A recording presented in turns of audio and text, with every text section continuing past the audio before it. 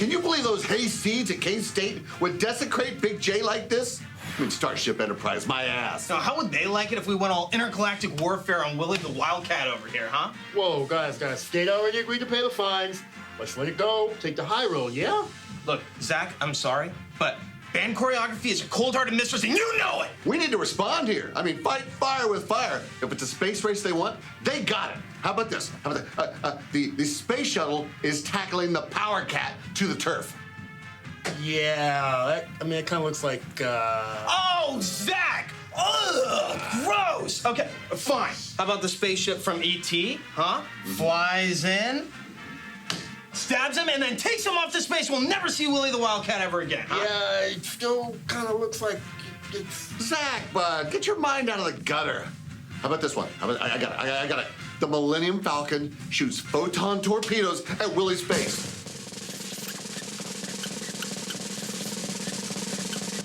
I don't think that would bother anyone at all. Yeah. Let's do it. Yeah. Rock chalk, baby. Woo! I don't know a lot about sports, but I can drink a lot of beer. My motto is simple. C's get degrees. Need a long, inappropriate hug? I'm your man. I think I'm smarter than you, because I probably am.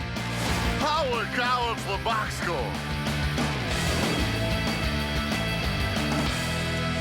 Hello and welcome to the Box Score. I'm Brock in Los Angeles. They are the Danettes in Milford. We are down Andrew Perloff. A good yontif to him. Paulie, there was a lot of football action over the weekend. How much beer and meat was consumed? And tell us about the best game you watched. Well, I can only speak for myself. I thought the end of Boise BYU was the most fun. The meat, yeah, it was not a good weekend for me. Actually, it was a great weekend for me, I should say. I went to a bacon fest in Brattleboro, Vermont, and it was exactly what it was supposed to be. There was tons of vendors in this big circle, and all the products were pork and bacon related.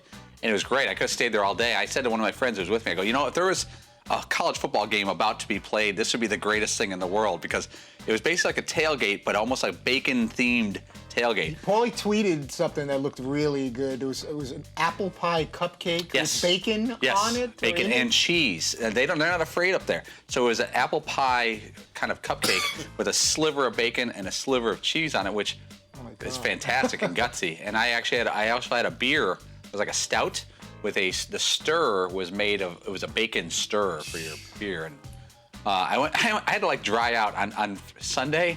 Dana's like, we were at this like little fair by our house, and she goes, hey, there's a sausage grinder tent. I'm like, I got to sit this day out.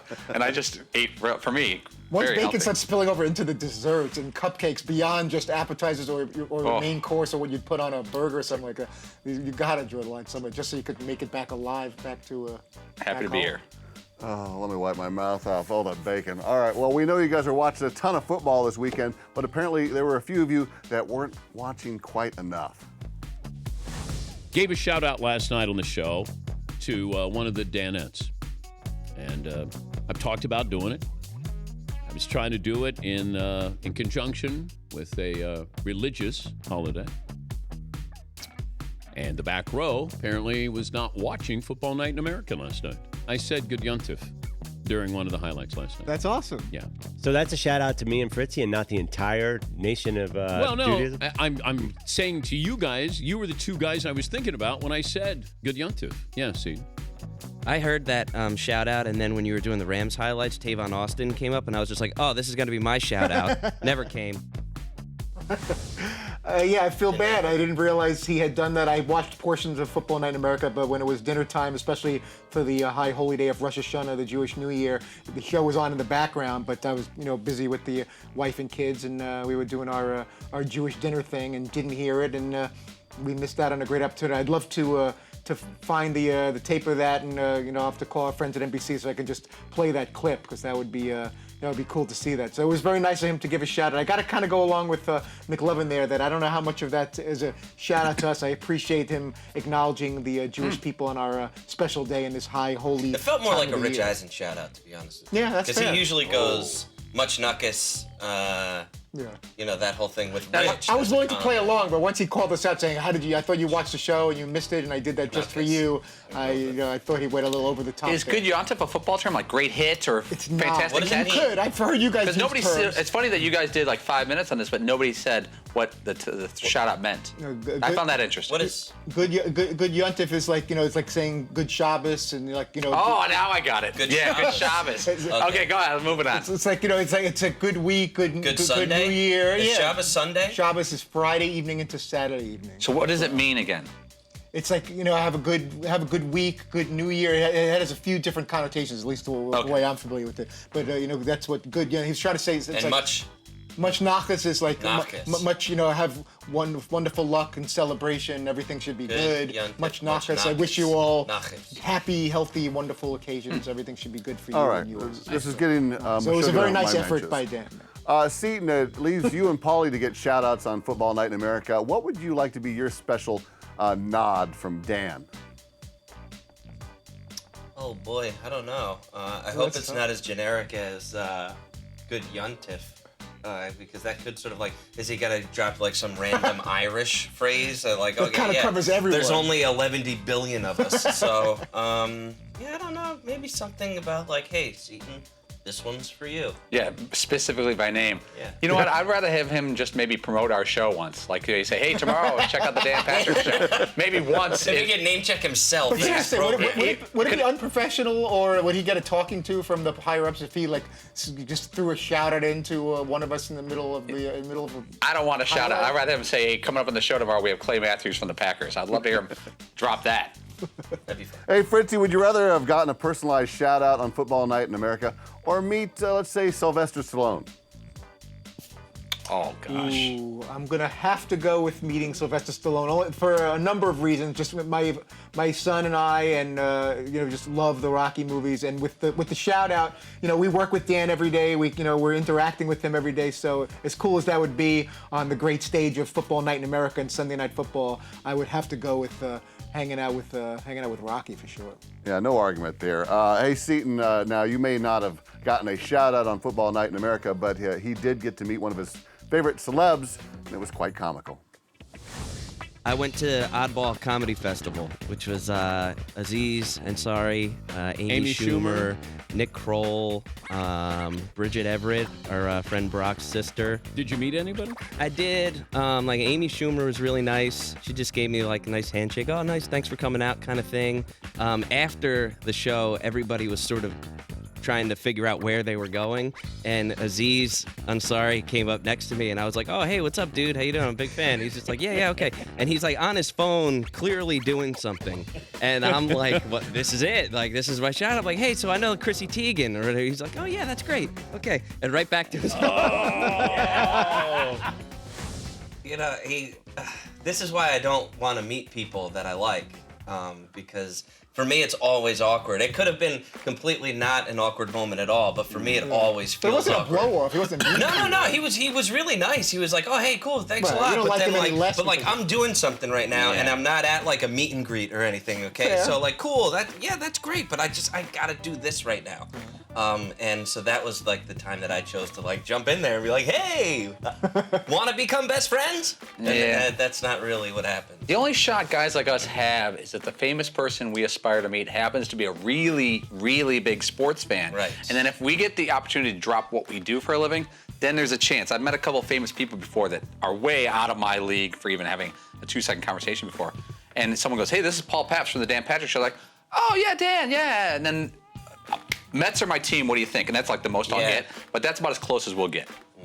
All right, well, glad you had a good time out there. Sorry about Aziz. That sucks for that. All right, well, stick around. Clay Matthews joined the show today and took aim at Paulie and one of his crushes, J.J. Watt. Oh, you know who I'm crushing on? The Ram 1500 Eco Diesel. Oh, climbing hills and towing boats and hauling trailers. It is just simply the best. Win a date with the Ram 1500 Eco Diesel. Go to your local dealer. Get more facts at ramtrucks.com. Guts, glory, Ram. The Box Score presents Great Moments in DP Show History. Down, sit, I like that. Thanks for watching Great Moments in DP Show History. We are back here on the box score. Classic moment there when the boys went down to New Orleans for Super Bowl 47 when Paulie took a shot from Clay Matthews. Now, you've also taken a shot from Matt Forte. So I got to ask, who hits harder, Forte or Matthews? It's real close. Forte left my bell ringing for about 15 minutes, but the Clay Matthews shot, you don't really see it there, but he kind of goes pop, pop, and he popped me right here. And when he did it, I went like that, and because I thought he was going to hit me here or here, like. And he came around with the right hand to like just under your armpit. He called it the right hand stab. Yeah. And if you see me go down, I lost a lot of breath there. It didn't hurt long term, but in the moment I was like, I can't breathe a lot. Can't breathe really much. All right, well, Clay apparently can pop pretty hard, and he got on you and Forte for calling him out on some small shoulder pads. Who's that guy who works for your show who was clowning me on Twitter the other day? Wait, Paulie, were you clowning Clay Matthews? I was. Why? Well, he was having a little bro fest with Forte on social media, talking about my JV pads. Well, they look like those old Sears shoulder pads that you get, for the kids. And so I asked Forte what he thought of them. He goes, "Yeah, they're tiny." Yeah, they're real tiny. Well, listen, you got to understand, when you're pass rushing, when you're trying to fit through those big, those big offensive linemen, you got to squeeze through those gaps. You can't have those big, pads on looking like the water boy out there. You got to be sleek. Now, I know it's not, not what you want, but, I mean, who cares what you want? That came as a bit of a surprise. I didn't see that one coming. Yeah, about a week ago when we had Forte on. Your face was red. Yeah. Yeah, you're like, I was like, because when he said, he goes, that guy working for you jabbed me about my shoulder. I'm like, I think he's talking about me. And I was like, well, no, he wouldn't have noticed that. But then I sent something to Matt Forte on Twitter because Forte said something about wanting another shot to hit me. And I said, oh, that'd be great. I'll wear some little shoulder pads like Clay Matthews. And he said something like, yeah, those are real small. And it was something like that. And I had no idea that Clay Matthews would see it. It just shows you, though, that athletes, everybody reads their Twitter. They may not respond, but he had it in the back of his head. That was a fun moment. And in all seriousness, Clay Matthews is as good of an athlete interview as you're going to find. Fun. When it gets serious about the football, he'll give you a couple tidbits that are really good. But, man, that's an entertaining interview. If you don't like the Packers, you would like that interview. Yeah, Matthews is great. And, of course, when Dan asked him if your other man crush, J.J. Watt, was sort of staging things when that helmet came off during a sack. Oh, there's no doubt about it. He unbuckled. He knew it was 3rd and long. He unbuckled both straps, knowing full well his helmet would fall off, so he could get that NBA FaceTime. And then he did, the salute and everything, and he got what he wanted. Good for him. Damn. You're not bitter though, right? No, I'm not bitter. I'm just thinking I need to do that next time. Next time I might just take my helmet off before the play, and everyone's like, "Wow, what a badass." I love it. That was very honest. What initially looked like a little bitterness or jealousy. Clay, as we all know, he's fun-loving, great personality. He's no stranger to getting his own camera time or striving to have any kind of look-at-me moments. And so his little wet hair flip that he does every 5 seconds. And he knows what he's doing. Yeah, too. and commercials with the fat heads and all these things. So he's definitely not shy around the camera. And he was able to be playful with J.J. Watt, getting all this attention lately, and hopefully trying not to get too far behind the J.J. Watt media craze. Like, hey, what about me? What do I have to do to get some more love like Watt gets? But he was kind of in that Watt category 4 or 5 years ago. Oh, yeah. He was a hot new property on and off the field. Yeah. And now Watt is the next guy. In a couple of years, Watt's going to learn. There'll be some younger, better, new improved version of him, and he'll probably be laughing about it. Well, Seton, does Matthews need to issue a follow-up tweet so people don't think he's hating on Watt?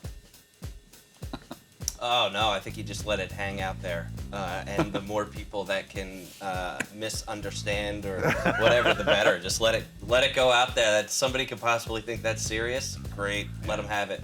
Fantastic. Leave it alone. Let it fester. All right, coming up, we'll see what the guys can do during the mock headline battle royale.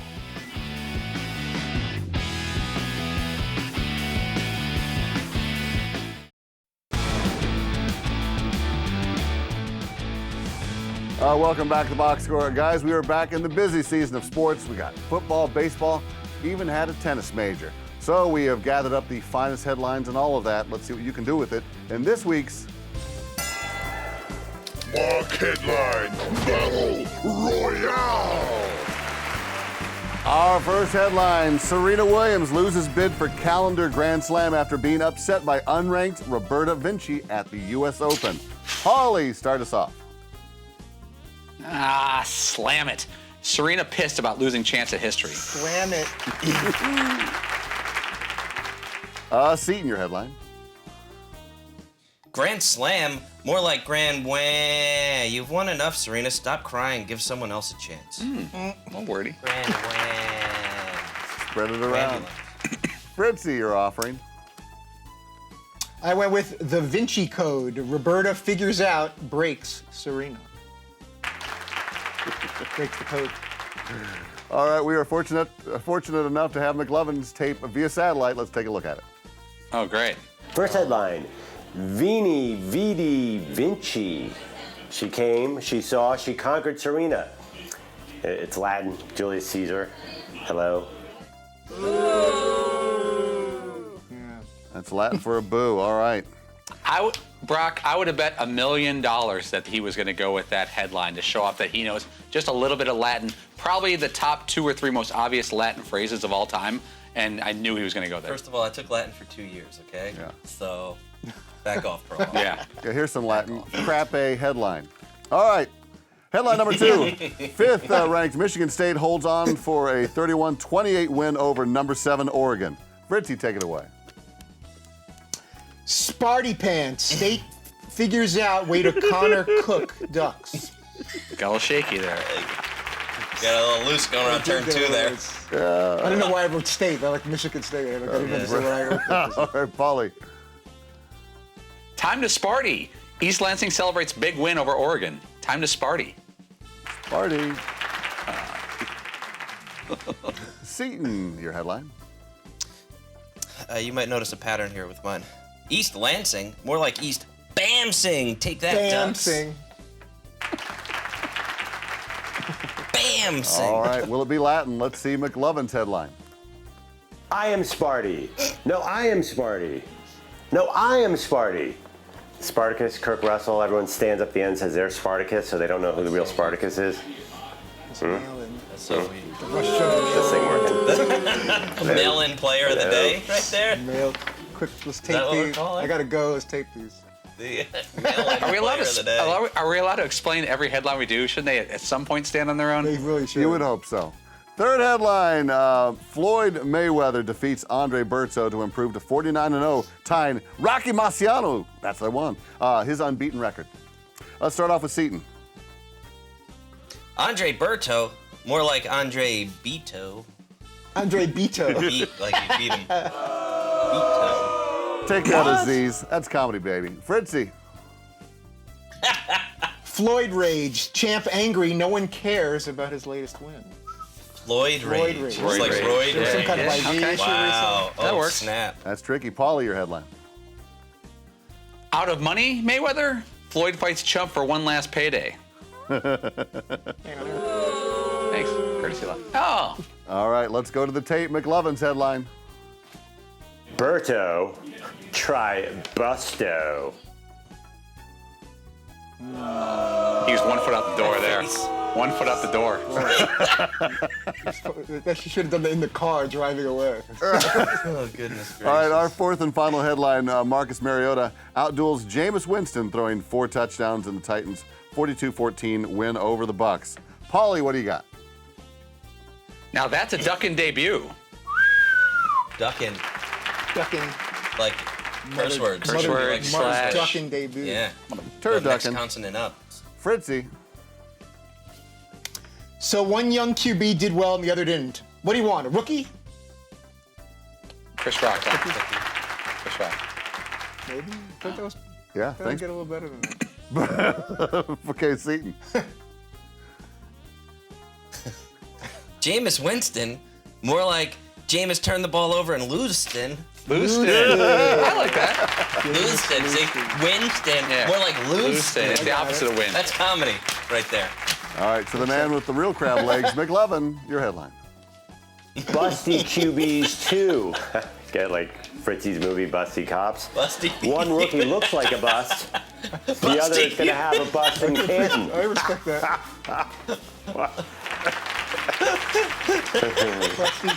Busty QBs 2 is so funny. Today's mock headline That's such a good champion one. is Seton O'Connor. I got the Mail-In of the Year award today You're for those closest to the guy. 'cause, yeah. Fantastic. Don't go away. We already have controversy in the Dan Duel League. We will tell you who is cheating. Probably the guy that wasn't there for the headlines. All right, this is the box score. We're taking a break to remind you that the Ram Heavy Duty, with its best-in-class towing, torque, and horsepower, doesn't need one. Guts, glory, Ram.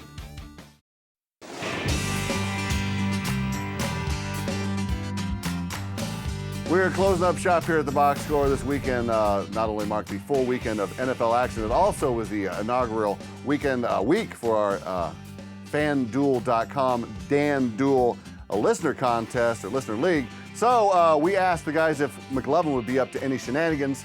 Turns out he is. There's a little controversy No, already. of Week course one. there is. Of course there's. Did we get into that at all, Paul? You want to hold it? I checked at the FanDuel rankings. Again, there's 500 teams, and each of the Danettes are supposed to have one team. I found 2 teams with Andrew Perloff's name on them. At least 2. Wow. Do you have 2 teams? He's got 2 teams in the top 10. Well, there is something fishy going on. But yeah, it's you. It's always you. I knew it. I knew, when you read the fine print on our league, it said a max of 3 teams. And I thought, I know Perloff is definitely having 3 teams a week. There's Why no does doubt he about do that.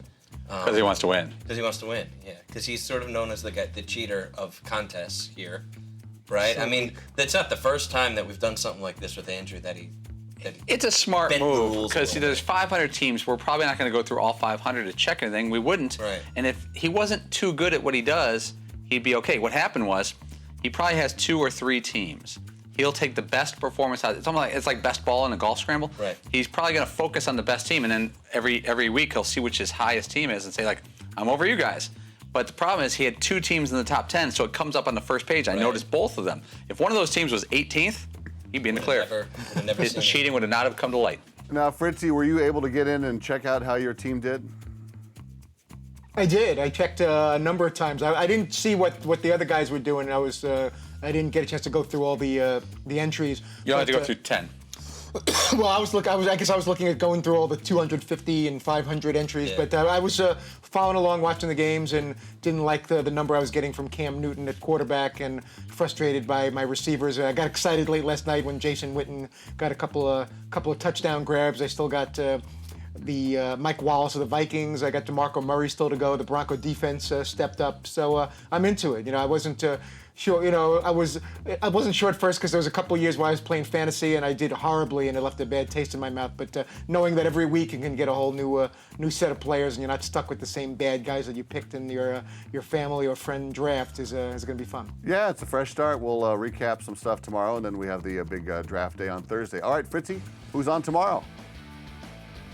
We will catch up with LaDainian Tomlinson tomorrow. We will have Vernon Adams Jr., the Oregon quarterback, on, and the gentleman who beat him 31-28 in East Lansing Saturday night, Connor Cook, Michigan State's QB, will Connor also Cook be the part first. of the show. That is a name of a quarterback. All part All of right. Tuesday's program. Thank you, gentlemen. We are back tomorrow, 3 p.m. Eastern, right here on Audience Channel 239. And for those out there celebrating, good Yontif. I don't know a lot about sports, but I can drink a lot of beer. My motto is simple. C's get degrees. Need a long, inappropriate hug? I'm your man. I think I'm smarter than you, because I probably am. Hey, thanks for watching the box score. Holy cow!